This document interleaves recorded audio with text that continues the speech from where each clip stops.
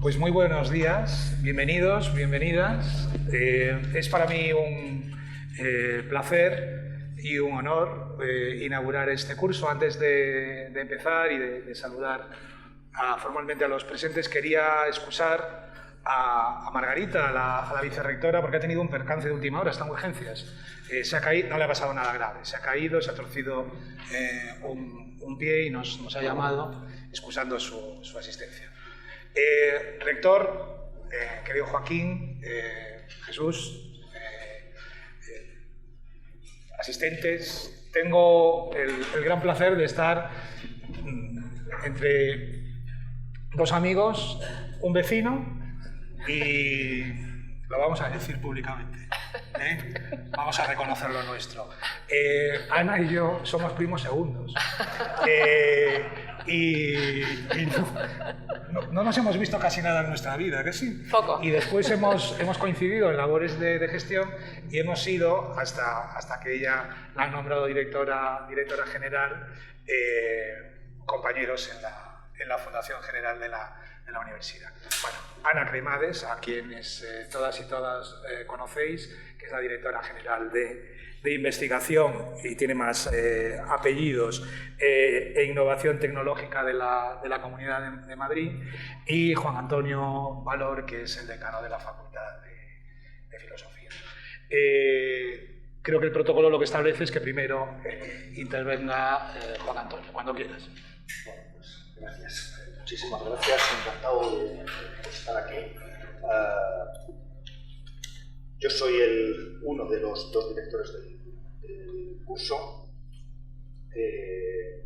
El curso también lo hemos hecho con la Fundación Madrid+D, a la que tenemos que agradecer su trabajo, su colaboración, está en Susana, que nos ayuda mucho.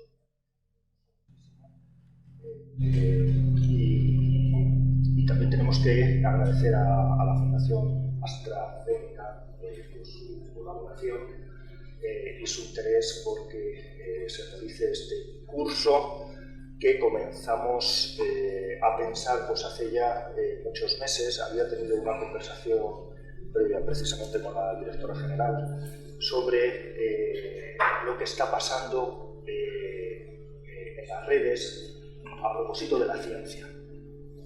Bueno, como todos reconocemos ya, pues, continuas fake news se circulan por las redes sociales, pero no solo a propósito de asuntos políticos, no solo a propósito de la democracia, sino también a propósito de la ciencia.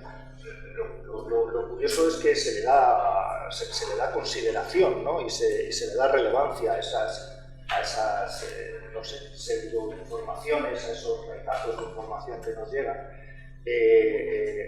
que frecuentemente tienen poco que ver con lo que es la realidad de la ciencia y la realidad de la investigación científica. Y entonces nos preguntábamos qué está pasando, ¿no? ¿Qué está pasando para que eso sea así? ¿Qué está pasando para que goce de credibilidad un influencer y esa credibilidad se ponga por encima de la credibilidad de un científico con años de estudio, con filtros, con evaluaciones, ¿no? ¿Qué está pasando, ¿no? Entonces, eso es lo que tenemos que dilucidar en este curso, y yo voy a dar una breve introducción pues, de algunas de las cuestiones que espero que se susciten. He pensado un poco sobre ello, tampoco mucho, algo he pensado sobre ello, y os traslado algunas cuestiones. Desde luego estamos en lo que ahora se llama el régimen de la información, ¿no? La información, el procesamiento de la información, la inteligencia artificial unida al procesamiento de la información, pues determinan procesos sociales, procesos económicos, procesos políticos. Esto es un sustantivo de nuestro tiempo, pero también determinan hasta procesos científicos, y esta es la cuestión, esto es lo que tenemos que debatir aquí, ¿no? Parece que la línea de la ciencia tendría que resultar infranqueable para esta acción de las redes sociales, y sin embargo no es así. Hasta la ciencia, digámoslo así, es devorada, ¿no? por esta circulación de retazos de información en las redes, ¿no? Y efectivamente, todo ello, esta es una tesis, en fin, Chul Han ha escrito recientemente un libro sobre esto, todo ello con un afán de dominio. Hay dominio detrás de todo esto, detrás de esta aparente ingenuidad, un dominio que no se visibiliza, un dominio que permanece oculto, y precisamente porque permanece oculto todos nos sentimos libres en la red y ese dominio se hace más efectivo. Se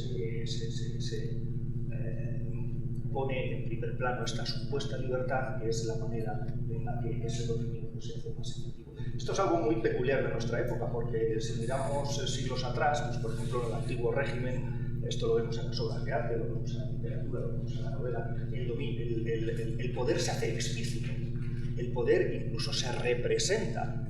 El gobernante aparece expuesto delante de los gobernados, ¿no? Y ahora es justo al revés. Esto es muy curioso de nuestra época, ¿no? El poder no se hace explícito, el poder no aparece en el escenario, ¿no? Al contrario, mientras que antes no se visibilizaban la gente, los súbditos, ahora todo lo contrario. Ahora la gente es la que se visibiliza, el poder aparece encubierto, y todo siempre recurriendo a la famosa transparencia, ¿no? Todo debe ser transparente, la transparencia afecta a cada gente de la red, a cada persona, todo debe estar expuesto. Efectivamente, la transparencia está sobrevalorada y esto lo único que hace pues es pues fomentar este dominio que ya no se impone en la red, sino que hay una palabra que me gusta mucho: el dominio ya no se impone, sino que el dominio se susurra en la red. Ante esos susurros respondemos. Lo sorprendente es que respondemos y creemos que somos libres en la respuesta. Cuando, claro, a todos nos pasa, ¿no? Creemos que somos libres en la respuesta, cuando esa respuesta simplemente está atendiendo a esos susurros, ¿no? La democracia moderna y la ciencia, surgen las dos cosas a la vez. Estamos hablando del barroco, estamos hablando del siglo XVII. La democracia moderna y la ciencia surgen por los libros, y surgen porque antes ya se había construido la imprenta. Esto es una tesis que me gusta mucho de Habermas, ¿no? Es muy bonita, es muy romántica, ¿no? Efectivamente, hay libros, hay tiempo para discutir sobre los libros se leen, aparecen a partir de finales del siglo XVII en las academias, aparecen luego en el siglo XVIII y en el siglo XIX los ateneos, y ahí es donde llegan los libros, se discuten los libros, hay una discusión sobre el tema que aparece, hay en definitiva racionalidad y tiempo. Esto es importante, ¿no? El tiempo es la condición necesaria para el ejercicio del discurso y para el ejercicio de la racionalidad. Una racionalidad que se articula a partir de ese momento sobre el... Bueno, efectivamente todo esto cambia. Todo esto cambia con lo que el propio Habermas llama la mediocracia del siglo XX, ¿no? Es decir, el desarrollo de los medios de comunicación, el desarrollo de la televisión. Efectivamente, a partir de aquí, la prioridad no la asume el debate racional, no la asumen las academias científicas o las academias literarias. El debate ya no está asumido por estos ámbitos científicos o por estos ámbitos ilustrados, sino que el debate aparece en los medios de comunicación y aparece en la televisión revestido de entretenimiento. Efectivamente, ya no asistimos, ¿no? En esta mediocracia del siglo XX, ¿no? Ya no asistimos a un debate racional y al despliegue de un tiempo racional, sino que asistimos sencillamente, pues eso, al entretenimiento y a este supuesto afán por alcanzar la diversión, alcanzar el poder, o dicho de otra manera, alcanzar la felicidad. Lo curioso de esta mediocracia es que es el punto de partida para eliminar el interés por las cuestiones sociales, por las cuestiones públicas, por las cuestiones compartidas. En este momento surge el interés por lo propio, el interés por la diversión, el interés por lo nuestro, es decir, se pierde de vista la esfera pública. Pero esto se acrecienta todavía en el siglo XX. En el siglo XX, con el desarrollo, que es lo que vamos a ver aquí, con el desarrollo de esto que llamamos la infocracia, se acelera la información continuamente en las redes, cada vez se acelera más, y esto es muy importante porque de esta manera se elimina el tiempo necesario para la reflexión y para el conocimiento. Ya no tenemos tiempo de leer libros, por supuesto que no tenemos tiempo de escribir libros, y si escribimos libros da igual porque tampoco se valoran por las academias correspondientes o por las agencias correspondientes. El espacio de la racionalidad, el espacio de la discusión, el espacio de la verdad, el espacio de la ciencia requiere tiempo, que es justamente lo que no tenemos. La racionalidad discursiva desaparece y lo que aparece ahora es una comunicación que, como carece de tiempo, va dirigida directamente a los sentimientos. Ya no hay debate racional, ya solamente hay un tweet o un like, manita hacia arriba o manita hacia abajo. No se necesita más para propagar esa información y tampoco se necesita discutir esa información. Se trata no de información, de información, de fragmentos de información descontextualizada que no forman parte de argumentos bien fundados. Y en este contexto es en el que aparecen las fake news.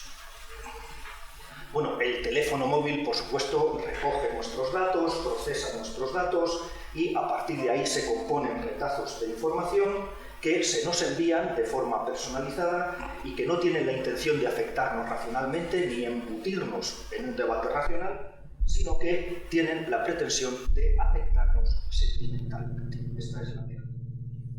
Una información que se adapta a cada persona y, bueno, ya lo hemos visto en las últimas elecciones en Estados Unidos y en las anteriores, en fin, llevamos ya algunos años viendo esto, ¿no? Información que se adapta a cada persona, información que puede aparecer en el espacio público, incluso como siendo contradictoria. Eso no importa. Ejércitos, ya lo vemos todos, ¿no? Ejércitos de trolls y ejércitos de bots difunden estos retazos de información, estas fake news, que se adaptan a las necesidades y a los deseos del consumidor. Efectivamente, ya no queda lugar para el argumento, para el razonamiento, para el discurso racional. En fin, lo que tenemos que discutir aquí es que parece que no queda lugar para la ciencia. Parece que la ciencia es una cosa que ocurrió en el siglo XVII. Hay una visión pesimista de Jules Hahn aquí que me interesa mucho, ¿no? La ciencia es una novedad en la historia de la humanidad.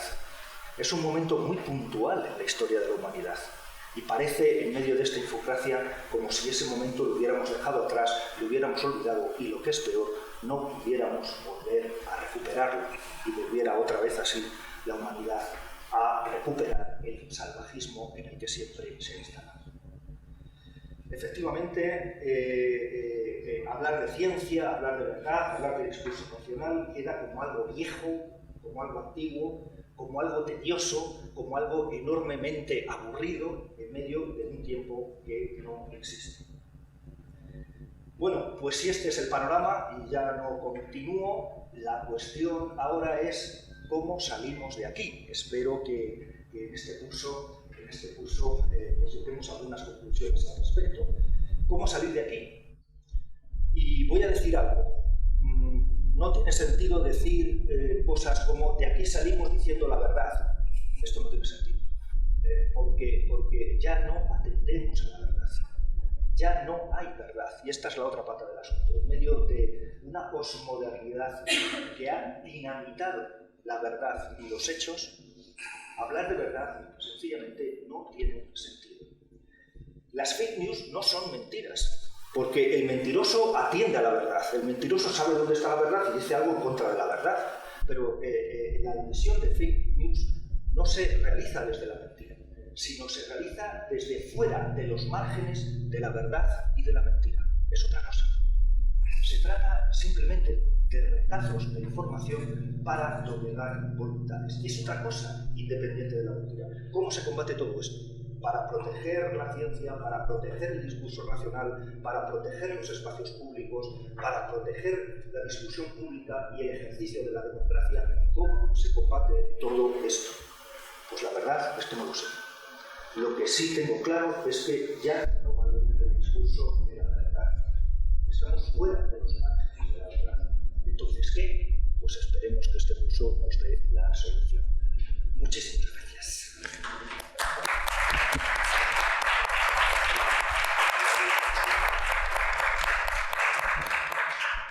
Me has dejado pensando. Sí,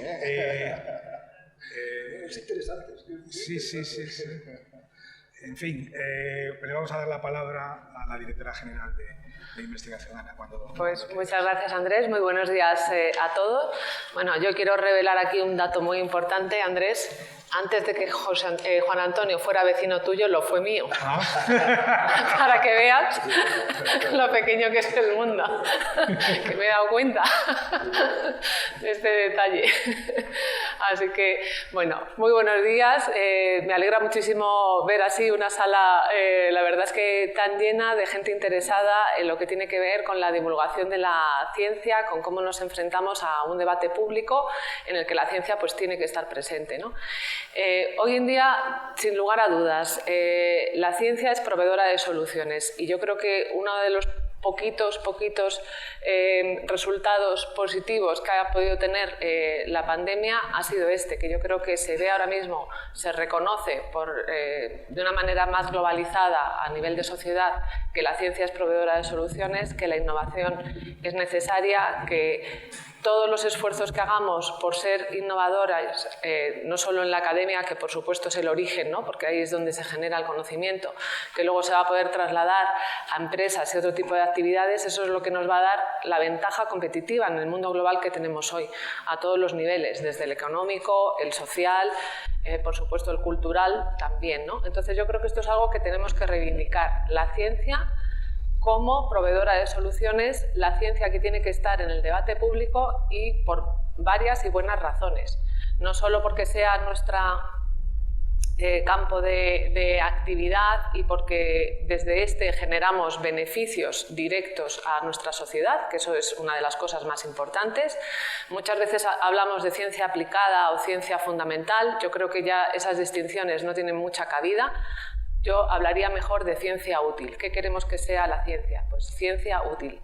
Es tan útil la ciencia fundamental que dentro de unos años va a ser esa ciencia aplicada o va a ser esa como la ciencia aplicada hoy mismo. Para que una exista tiene que existir la otra, ¿no? Y todas las sociedades avanzadas y que las reconocemos como tales precisamente se basan en tener un ecosistema de ciencia muy potente, ¿no?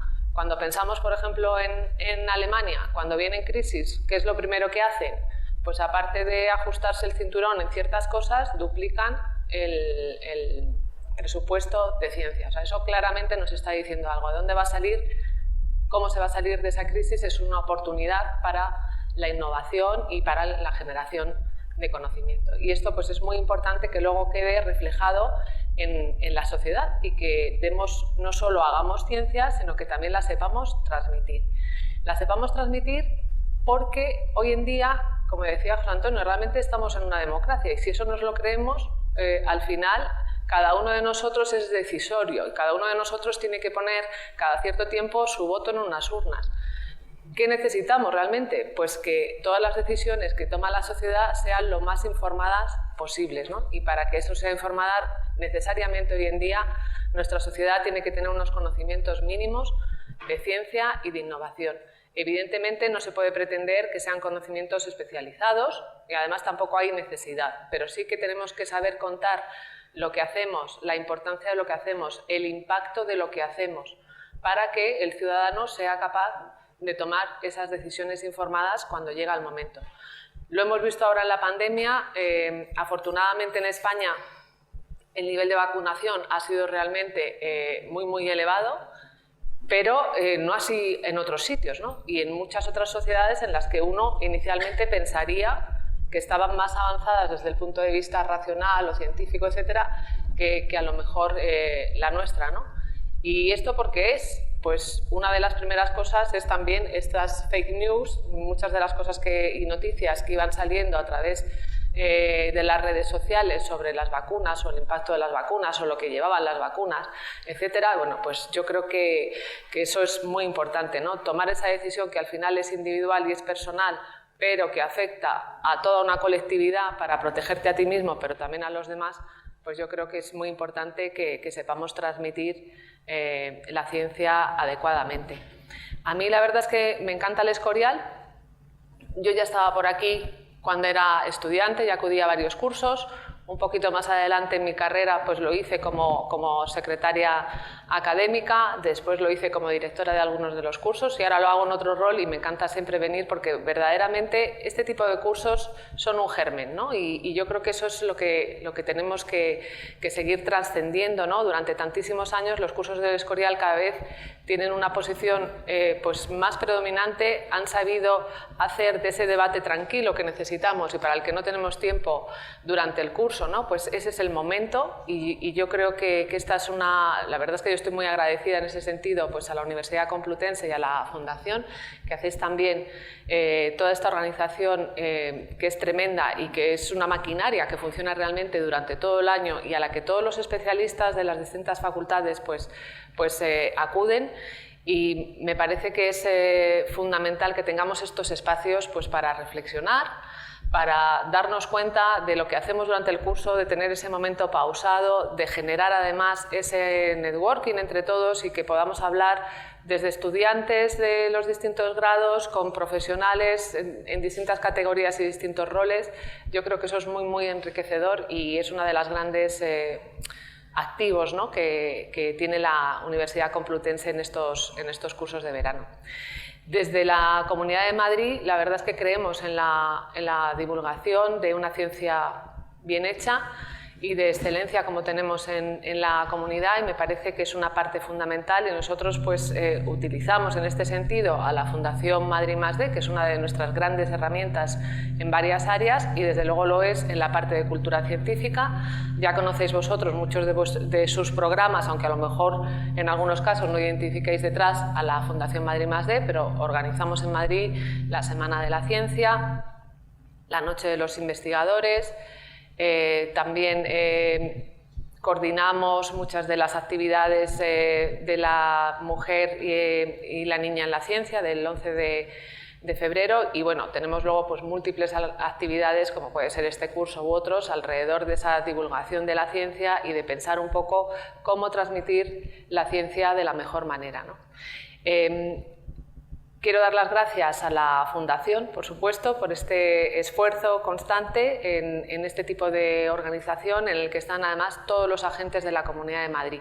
Aquí la verdad es que somos privilegiados porque contamos con unas 6 grandes universidades públicas, con los 7 institutos INDEA, con muchas de las universidades privadas que están haciendo un esfuerzo también en esta dirección y tratando de hacer además una investigación de calidad en algunos de los casos y también, por supuesto, con muchas de las sedes de los organismos públicos de investigación del Estado que están aquí en Madrid y que contribuyen como un agente más a nuestra generación de conocimiento y a todas esas etapas en las que luego pues, divulgamos y queremos que participen los agentes.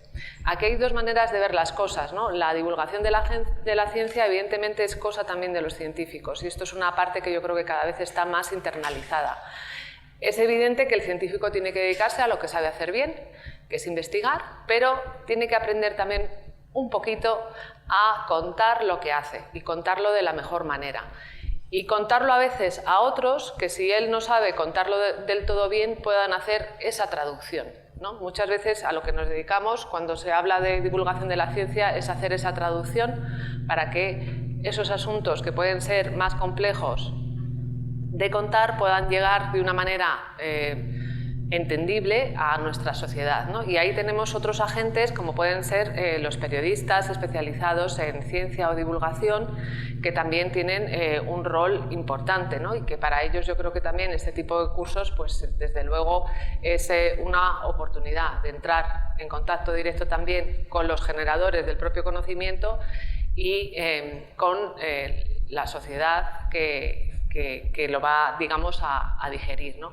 Entonces, bueno, son dos patas, digamos, las dos tienen que estar activas, las dos tienen que convivir y las dos son igualmente importantes, ¿no?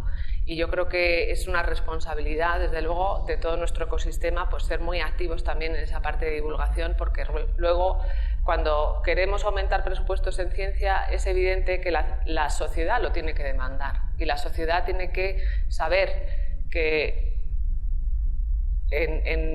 bueno, ya veis cómo es la situación actual, ¿no? Que estamos pasando de una crisis a otra que afecta a la disponibilidad, en realidad, que tienen todas las administraciones públicas y todas las entidades, ¿no? También las universidades. Tenemos una crisis energética ahora mismo que va a aumentar mucho los costes de mantenimiento y que, bueno, al final es dinero que se detrae de otros presupuestos y que, por lo tanto, si queremos luchar porque el presupuesto de ciencia siga creciendo, tiene que ser una demanda también social, que se crea que la ciencia no es solo cosa de científicos, cosa de unas personas que a veces son un poco frikis, a veces un poco que no las entendemos, sino que la ciencia realmente es cosa de toda la sociedad y es proveedora de soluciones, y tenemos que cuidar esa generación de ciencia y de innovación a todos los niveles, ¿no? Entonces es muy importante ahí que la sociedad sea capaz de demandarlo, y para eso lo primero que tiene que hacer es entenderlo. Por eso toda esta parte, además de redes sociales, es una oportunidad, desde luego, para la divulgación, para poner granitos de arena y llamar la atención, ¿no? de cosas realmente muy importantes, y así se ha estado haciendo por muchos de los científicos, desde luego durante la pandemia, y ahora mismo sigue continuando, ¿no? Esa línea, pero es verdad que también es fuente de desinformaciones y de otro tipo de actividades que pueden limitar en algunos casos y pervertir, digamos, esa divulgación de la ciencia. Por eso tenemos que estar tan atentos a todos estos fenómenos realmente para, como dice Juan Antonio, realmente ser capaces de actuar con libertad, ¿no? Y ser muy conscientes dónde nos movemos en esas redes sociales y de qué manera lo hacemos para contribuir a una buena divulgación de la ciencia y que llegue a todos. Así que nada, espero que disfrutéis de estos cursos como en tiempo los he disfrutado yo, y nada, que tengáis un buen networking y que sea muy provechoso para todos. Muchas gracias.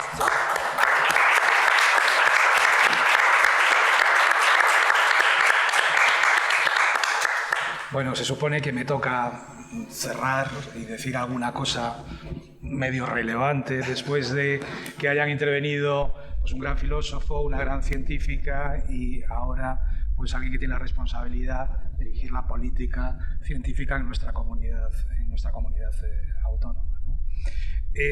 Yo me defino como un ser profundamente moderno, que vive en un contexto posmoderno o post-postmoderno.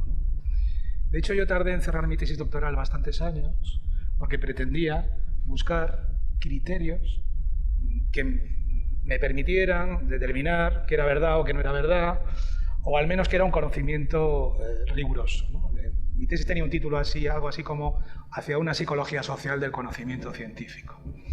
Estaba en la línea de todos los críticos de la ciencia como actividad pura, en esa idea de que la ciencia es algo en lo que participamos una vez que nos desubstancializamos, ¿no? Esta idea de que el sujeto de conocimiento kantiano. Miro al filósofo, va haciendo así, en cuanto haga así cambiaré de... Yo lo entiendo, pero... La cuestión es que después de muchísimos años de críticas muy severas a esta imagen tradicional de la ciencia, ¿no? Como una actividad realista, progresiva, libre de valores, conducente hacia la verdad. Hubo unos años Yo creo que el punto inicial importante es la publicación en el 62 de la obra de Kuhn, La estructura de las revoluciones científicas, que nos ofrece una imagen distinta de la ciencia, que no es una actividad que avanza pasito a pasito, sino que avanza a golpes, ¿no? A través de revoluciones, tiene periodos de ciencia normal, de crisis. Después, esta descripción también de los historiadores de la ciencia se puso muy en cuestión. Pero la idea fundamental desde los 60 hasta la actualidad, de darnos cuenta de que la ciencia es una actividad humana, realizada por seres humanos. Y nos llevó ese autoanálisis de la actividad científica y de sus resultados a una crisis muy profunda, en la que parecía que podíamos ponerlo todo absolutamente en cuestión, en la que parecía que podíamos ser relativistas ante el conocimiento científico, ¿no? Llegamos a puntos de sinsentido. Hay escuelas, si les interesan las lecturas, los sociólogos del conocimiento científico, los relativistas o el programa fuerte de la sociología del conocimiento, en los que en la reflexión sobre la ciencia nos llevan casi a paralizarnos, ¿no? No es posible la verdad. La actividad científica es una actividad como otra más, hasta que en un momento determinado, al menos a mi juicio, eso a mí por lo menos me permitió cerrar mi tesis, fue encontrar a los antropólogos de la ciencia, en concreto a Bruno Latour, ya en su segundo periodo, los teóricos del Actor Network Theory, en donde dice Bruno Latour, vale, sí, muy bien, los filósofos de la ciencia, los sociólogos del conocimiento científico nos han puesto en situaciones profundamente relativistas, pero yo lo que veo es que la actividad científica nos permite conocer la realidad mejor que cualquier otra actividad y, sobre todo, lo que nos permite es hacer predicciones muchísimo mejor que otro tipo de actividades, ¿no? Entonces, a lo mejor lo que tenemos que cambiar son las preguntas, ¿no?, que nos hacemos sobre la ciencia. Yo, al hilo del título que tiene el curso, dices tú que hay que buscar soluciones, a ver si damos alguna respuesta. A lo mejor la respuesta es cómo comunicar mejor sobre ciencia y sobre evidencia y cómo fomentar el espíritu crítico. A lo mejor lo que tenemos es que confiar en la ciencia para esto. Investigar estas cuestiones y tratar, como la ciencia nos ha dado, lo apuntaban ahora, ¿no?, las mejores soluciones para combatir la pandemia que hemos vivido, a lo mejor en actividades científicas desarrolladas por diferentes disciplinas podemos encontrar soluciones en este sentido, ¿no? Yo sigo siendo muy relativista, yo me defino como un feyerabesiano en términos de conocimiento, pero tratando de entender bien a Paul Feyerabend, ¿no? Paul Feyerabend, en un momento determinado, dijo algo así como todo vale en ciencia. Pero se le malentendió. No es que todo valga en ciencia. Todo vale en ciencia si lo que buscamos son pautas únicas sobre cómo hacer ciencia. Él decía, si ustedes me preguntan por una solución, por una receta única sobre cómo hacer ciencia, lo único que le puedo decir, que la única regla que se mantendría es que todo vale, ¿no? En ese sentido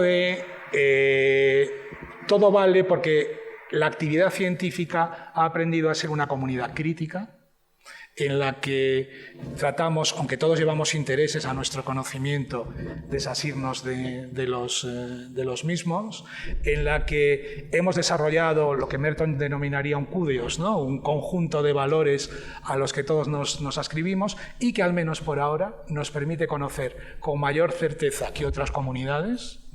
Por ejemplo, yo creo que para lo de le tengo mucho respeto, pero creo que conocemos mejor cuestiones sobre los virus que los monjes benedictinos, con su forma de conocer.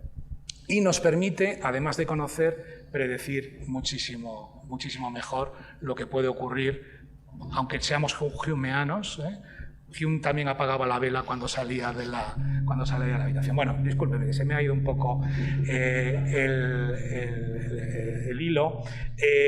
Tengo que reconocer que yo soy el suplente, estoy en el banquillo y me sacan cuando fallan los titulares, y que no me había podido preparar nada específico para aquí. Espero no haber hecho mucho el ridículo. Espero que disfruten, la verdad, de este curso, que si pudiera me quedaba. Agradecer a los patrocinadores, al principal, al Santander, Fundación AstraZeneca, Fundación Madrid +D, y también a la Consejería de Investigación por todo el apoyo que nos brindan y que nos permiten hacer cursos como estos.